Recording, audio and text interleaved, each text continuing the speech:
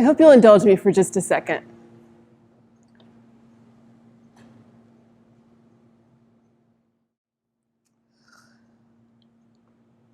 And send. Around 3,000 people are going to have a chance to see that picture. And some of them are my friends, but most of them I have never met. And I wonder why they follow me, what they think about the things that I share. How many followers do you have on social media? I marvel at the fact that I have 350 friends on Facebook.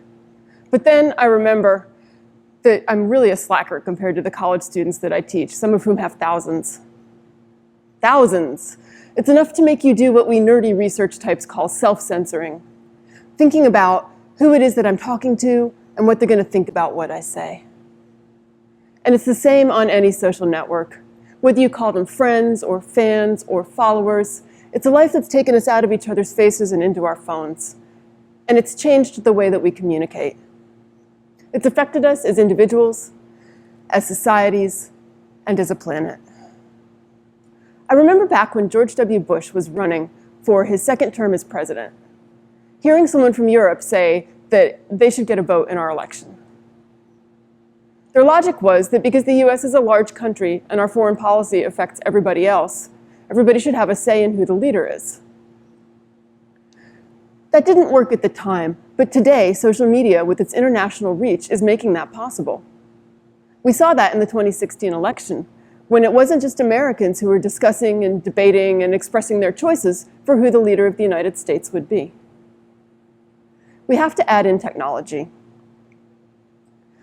I can't possibly keep up with 350 people on Facebook or 3,000 on Twitter, so social media companies have software that helps me.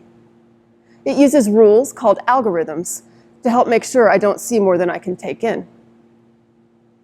They work by deciding what it is that I like the best, and they show me that. And things it doesn't think I will like, I don't see. And that's functional, in a way. But in a different way, it's not. Computers are not people, and it doesn't always make the same choices that I would.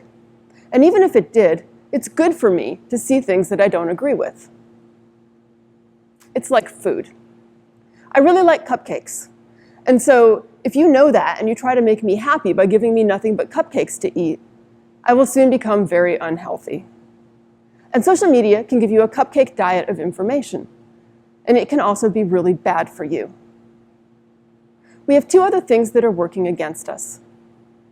We can call them trolls and bots. Trolls are people with a mission. They want to cause controversy, they want to divide people and bring out the worst in everyone. And some people are trolls for a living. They can actually get paid by one country's government to stir the pot in another country. Others are volunteers, but they work together.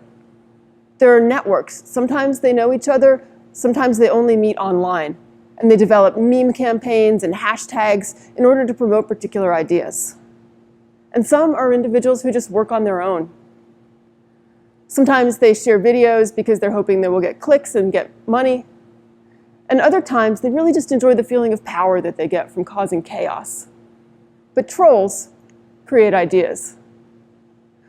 Bots, on the other hand, are automated programs that like and reshare content, sometimes create their own, and are actually responsible for a lot of the posts that you will see on social media. Anybody could make one. If your CEO at work needed for their account to be more popular seeming, you could write a social media bot, and every time the CEO's account shares, it gets a like from the bot, or it gets a reshare from the bot. And when that happens, it makes the CEO's account look more popular, and it actually fakes out those social media algorithms, which use popularity as a way of deciding if more people should be seeing a post. Bots make ideas seem more popular. And it's enough to be bad for us, not just algorithms, but for the people too. Because it can cause what we call in public opinion research self-censoring and the spiral of silence. Spiral of silence says that you have an idea that you want to share. But if you think that people are not going to like that idea, you're less likely to share it. And really, that makes sense. Nobody wants people bad-mouthing them, and they don't want to get drawn into lengthy arguments. And so they tend to just be quiet. It's a weird thing. When the internet first became widely available, we were excited about what we called its democratizing potential. Basically, ideas could stand for themselves. Nobody was going to be looking at your beauty or checking your degree to decide if they should publish you, but instead, your idea could be published by you, and public opinion would decide if that idea was good and it would spread, or if it was bad and it would go away. But what if that public isn't a public after all? What if it's people being paid to be obnoxious? What if it's little programs that are deciding only certain ideas are worthy? The internet starts to look like a very unfriendly place, and people are silenced. And I'd like to tell you the story of some people who decided to break their silence, and in doing that, they were able to inspire the hopes and the actions of others. I'd like to go back to the fall of 2016, around the time of the US presidential election, and tell you about my friend Ning, who was one of the more than 1 million people employed by the US federal government. Ning worked for the Environmental Protection Agency at the time. And he told me that any time the administration changes parties, there's a big change in the federal agencies, because the party that's in control gets to appoint all of the people who head up those agencies. But Ning had worked for a while for the government and had been through the transition a few times as it went from party to party, and was not really that worried about it.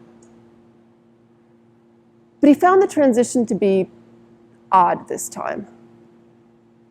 Usually, because there's not a lot of time between the election and the inauguration, the civil servants who work in the agencies will expect to see those political appointees right away. They need to come in and learn about what the agency does, and the staff prepares a lot of transition materials. There had been some concerns about the incoming administration, especially when it came to things like climate change that EPA did. But Ning said he just focused on doing his job. And then no one came. Ning said we were on standby for days, and it became very stressful as those days turned into weeks, and the only guidance they got was don't talk to reporters. And when the appointees did finally come, it was clear that they were not interested in EPA's mission to protect the environment and human health, but instead, they were asking for the names of all the employees who had worked on climate change issues. And it was similar for Asher at the Department of the Interior, and for Morgan at the Department of Justice, and for Sam at NASA. And I know this because all of them, along with others, run anonymous Twitter accounts that sometimes work together in a configuration that they call the altgov. Ning told me that he had always felt like it wasn't his place to have a public stance on anything. It just wasn't appropriate. But this time was different, and he felt like he had a role that he had to play.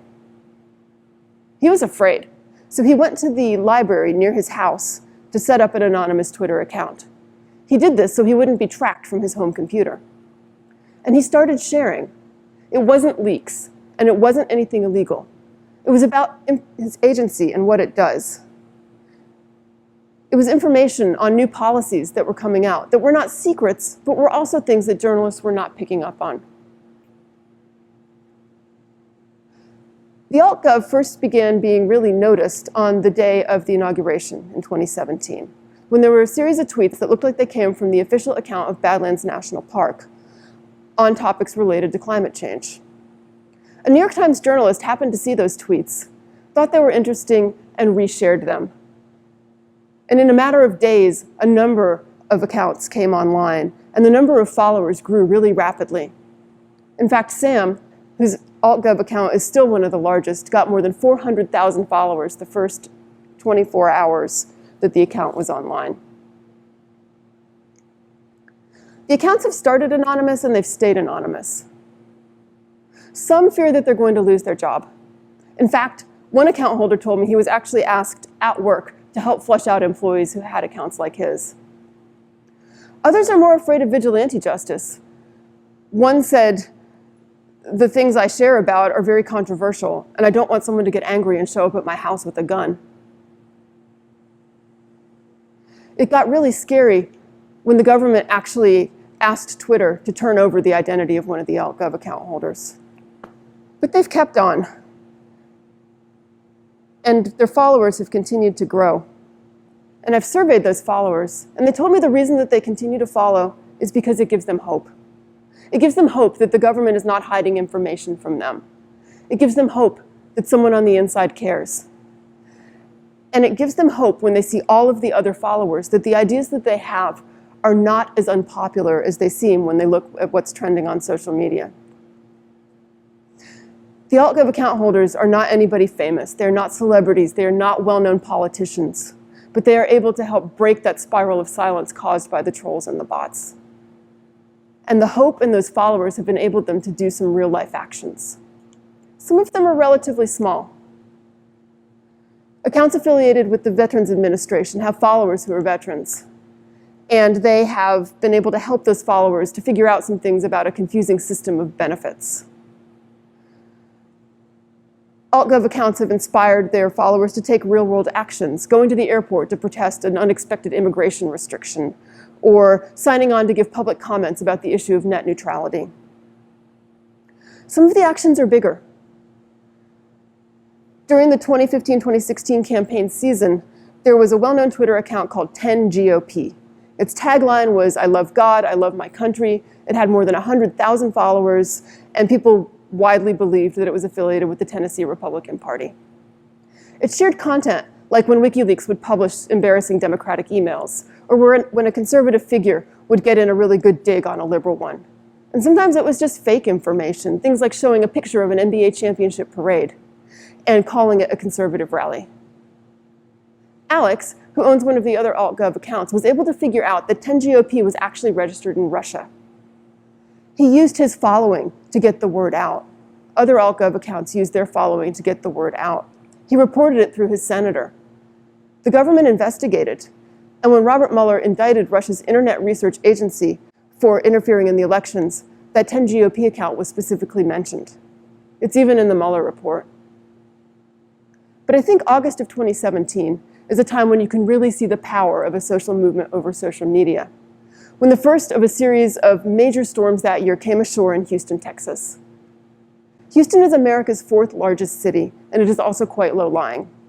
And the power of that storm meant that the local emergency response was quickly overwhelmed.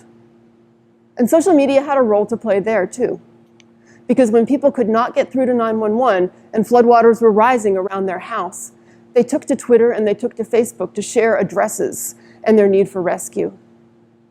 Ning and Morgan were online and saw some of those requests for help and thought of a way where they could help to match up those requests on social media, volunteer boaters who were coming as a result of a tweet from Houston Police Department, and official rescue. They registered a hashtag called Harvey SOS and an account called Harvey Rescue, encouraged people to use those in their messages so that they could find them and try to match them up with the rescuers. Because of the size of their following, it worked well, and there were soon hundreds of requests, and it was more than a few people could handle. So they asked their volunteers to pitch in and help. This let the altgov account holders move on to doing things like building a mapping system, so when they put in an address, it would actually show the rescuers where to go. And within a day and a half, they had more than 200 volunteers all over the globe who were working on this, and it enabled them to be 24 hours a day. And it was a hurried effort for a desperate time. But by the time they were finished with their actions with Hurricane Harvey, they had had more than 700 people volunteer and had facilitated more than 5,000 rescues.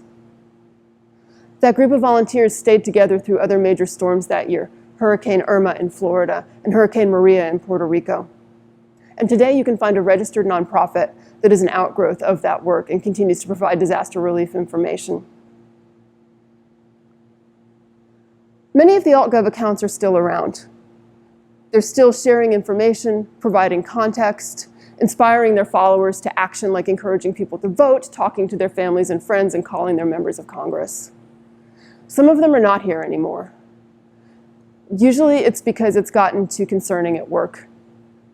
In fact, even last year, government figures were asking Twitter to turn over the identity of holders of critical Twitter accounts. It still feels dangerous. And Dallas with the alt-FDA is leading an effort to get people to report those Twitter bots. But the number is growing. And as we go into the 2020 election season, it's continuing to play a big role.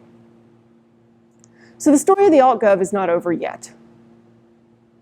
But what it does show is that even though technology can help to remove people's voices, when people, even if they're not famous, and even if there's few of them, and even if they're anonymous, speak up, they can still help make a real difference.